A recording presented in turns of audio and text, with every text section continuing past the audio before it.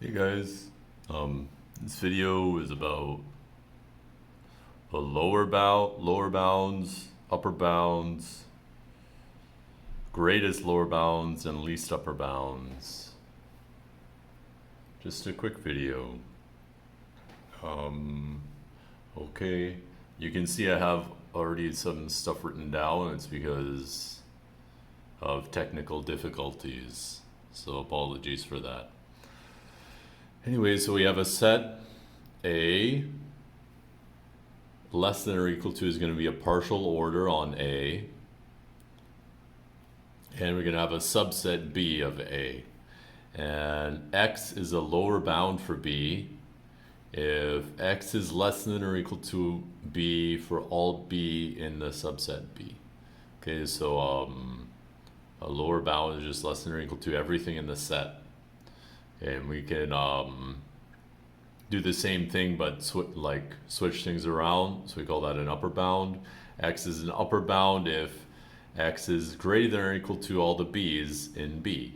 Okay, so we have lower bound and upper bound, and then if we gather all the lower bounds for B into a set, okay, this set may or may not have a greatest element, but if it does have a greatest element, let's call it X star.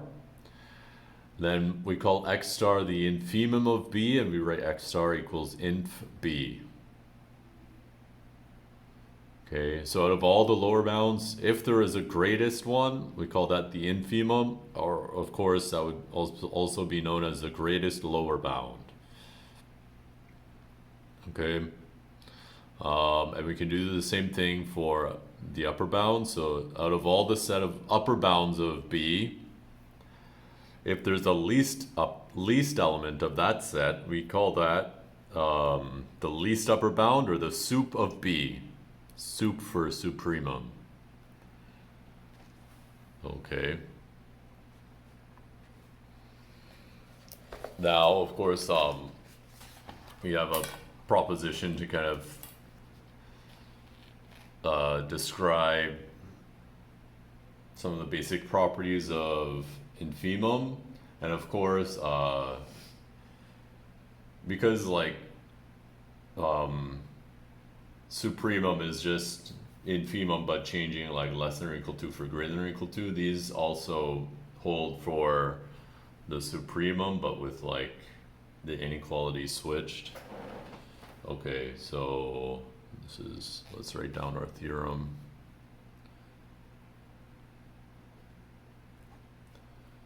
Okay, so this is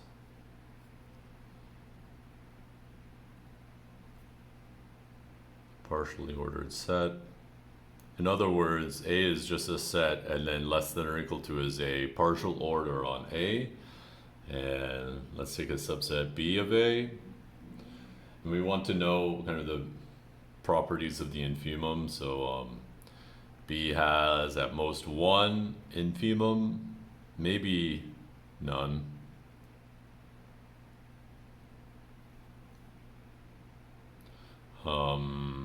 Certainly if B has a least element,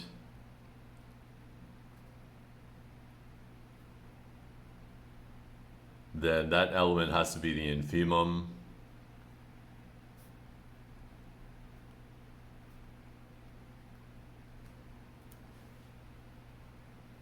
Okay.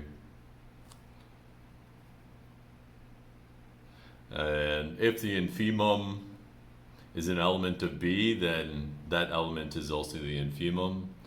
Okay, so if B, so let's say if B has an infimum,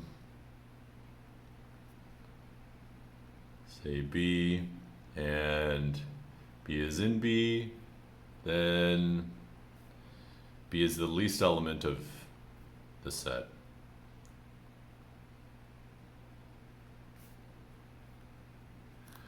And this is just how we usually prove that something is the infimum.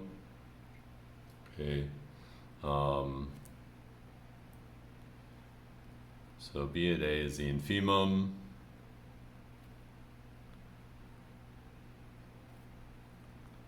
of B if and only if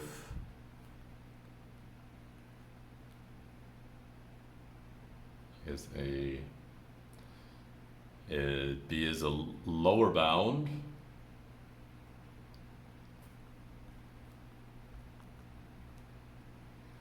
and then it's also the least lower bound. So if B prime is less than or equal to X for all X, then B prime is less than or equal to B. Okay. So this gives us a practical, well, not that practical, but a way to prove that something is the infimum, which you'll often see when you have to talk about infimums, like in the real numbers and so on. You'll have to apply this criterion, right? So let us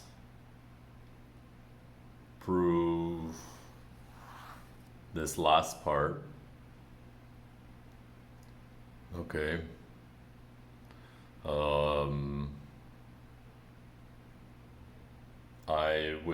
I mean, if you have a chance, you should try to prove some of the other properties. It's probably good practice. Okay, so let's try and prove this last part.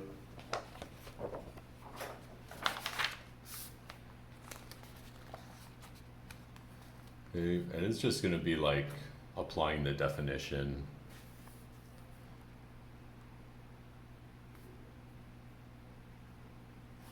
Okay. Assume B and A is the infimum. Actually, when I think about this is like this fourth part is really just kind of applying the definitions, but maybe it's good practice anyways. So assuming that it's the infimum of B, then B is the greatest element of the set of lower bounds L B prime such that B prime is less than or X for all X. Okay.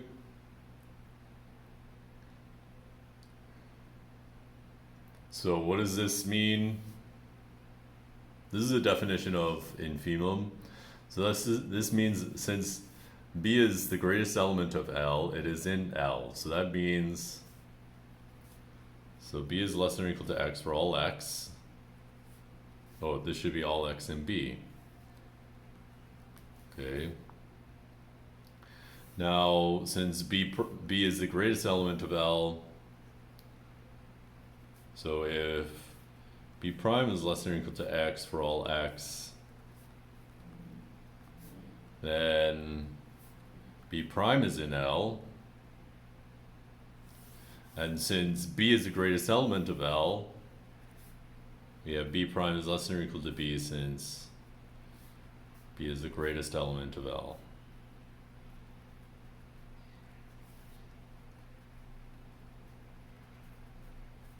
So now we have verified that B is a lower bound for B, and B is bigger than or equal to all the other lower bounds.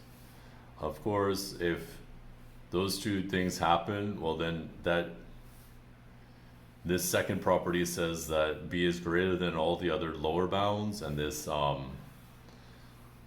first thing, it says that B is a lower bound, so it tells us that B is really the greatest element of L. Okay, and so we can just say something like the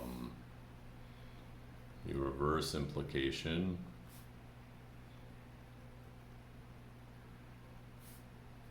is also clear. Sure. The end. Okay, so that is it for this video.